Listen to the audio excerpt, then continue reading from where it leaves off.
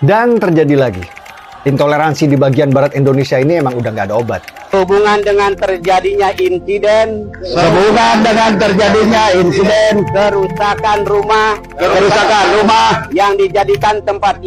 yang dijadikan tempat ibadah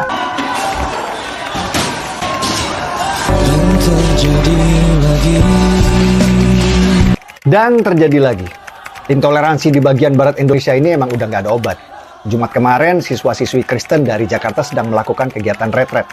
Retret itu semacam piknik rohani, liburan tapi sambil belajar kitab dan berdoa. Mereka pergi ke sebuah villa di daerah Cidahu, Sukabumi, dan mungkin warga setempat gerah dengar mereka nyanyi, lalu beramai-ramai mendatangi geruduk kegiatan retret tersebut, mengusir siswa-siswi dari villa, bahkan sampai melakukan perusakan properti dan vandalisme. Ini bukan soal izin. Jangan terkecoh dengan alasan izin. Ini murni Kristenfobia, kebencian dan ketakutan terhadap agama Kristen yang dibiarkan oleh negara dari zaman Pak Jokowi sampai presidennya Pak Prabowo. Tidak ada atensi dari negara, apalagi upaya mitigasi. Aparat tidak pernah hadir untuk memastikan kebebasan beribadah bagi umat minoritas. Ini realita di Indonesia bagian barat, Indonesia yang Kristenfobia. Dan karena pemerintah wilayah barat selalu tutup mata, bahkan seringkali memihak pada warga intoleran, mungkin kita anggap saja wilayah Indonesia bagian barat ini adalah memang tempat untuk kalian umat Kristen ikut memanggul salib. Jadi kalau kalian umat Kristen ingin merasakan tantangan dan penderitaan Yesus, beribadahlah di wilayah Indonesia bagian barat. Saya jamin kalian akan tahu rasanya ikut memanggul salib.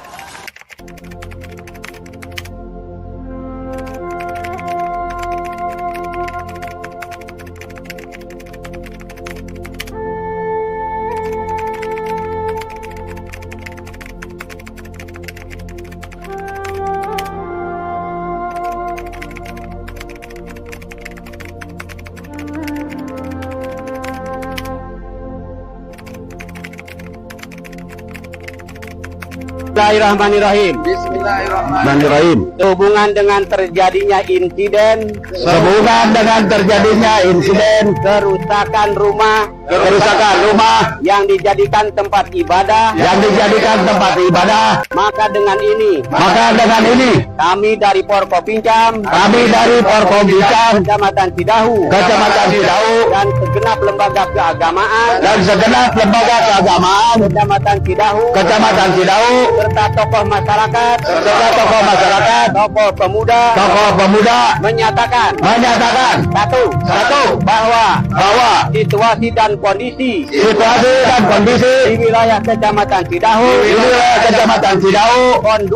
kondusif dan siap memelihara dan menjaga stabilitas keamanan di wilayah Kecamatan Cidahu.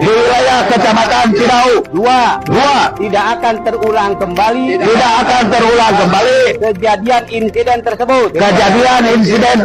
Tiga, meminta jangan sampai lanjut ke proses hukum dan diharapkan diselesaikan dengan cara musyawarah mufakat.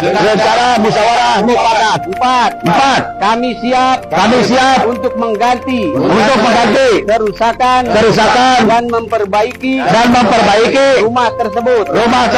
Lima, meminta kepada pemilik rumah agar rumah tersebut difungsikan sebagai rumah atau tempat tinggal dan tidak dijadikan rumah ibadah.